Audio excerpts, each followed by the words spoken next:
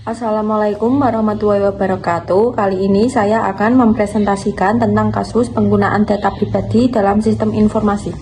Sebelum itu, perkenalkan saya terlebih dahulu. Nama saya Amanda Amelia, NIM 2023-12097. Kasus tentang penggunaan data pribadi dalam sistem informasi Indonesia termasuk masalah etika. Misalnya, ketika data pribadi penggunaan platform digital seperti media sosial atau aplikasi e-commerce disalahgunakan untuk tujuan komersial tanpa izin atau pengetahuan pengguna, hal ini menciptakan masalah etika terkait privasi dan keamanan data. Pemerintah dan pihak berwajib harus melindungi data pribadi warganya dan mengatur aturan yang sesuai dengan keadaan di era digital. Selanjutnya yaitu peraturan perundang-undangan yang mengatur pelindungan data pribadi. Yang pertama yaitu Undang-Undang Nomor 27 Tahun 2022 tentang pelindungan data pribadi. Adalah undang-undang yang melindungi data pribadi, termasuk data elektronik, dan mengatur tentang pengumpulan, pengelolaan, dan penggunaan data pribadi. Yang kedua yaitu Peraturan Materi Komunikasi dan Informatika Nomor 20 Tahun 2016 tentang pelindungan data pribadi dalam sistem elektronik.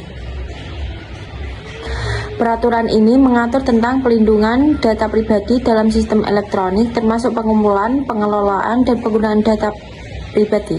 Penggunaan data pribadi dalam sistem informasi di Indonesia merupakan kasus yang relevan, terutama ketika data pribadi penggunaan platform digital seperti media sosial atau aplikasi e-commerce disalahgunakan untuk tujuan komersial tanpa izin atau pengetahuan penggunaan. Hal ini menciptakan masalah etika terkait privasi dan keamanan data. Indonesia memiliki aturan perlindungan data pribadi yang ditertibkan oleh Kementerian Perlindungan Informatika yang dituangkan dalam peraturan materi dan peraturan pemerintah.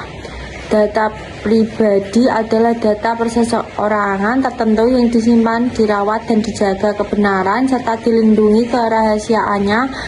Pemilik data pribadi adalah individu yang padanya melekat dan perseorangan tertentu. Setiap penyelenggaraan sistem elektronik harus mengumpulkan dan mengelola data pribadi berdasarkan persetujuan atau data pribadi yang disimpan dalam sistem elektronik harus data pribadi yang telah direverifikasi keakuratannya.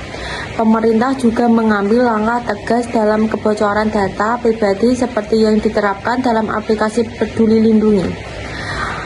Menkominfo telah meminta penyelenggaraan sistem elektronik untuk meningkatkan sumber daya teknologi dalam melindungi data pribadi. Selain itu, Undang-Undang Perlindungan Data Pribadi mengatur bahwa orang perseorangan termasuk individu yang memiliki hak untuk mengikuti proses pemrosesan data pribadi yang diselenggarakannya dan memenuhi kebutuhan yang diterapkan.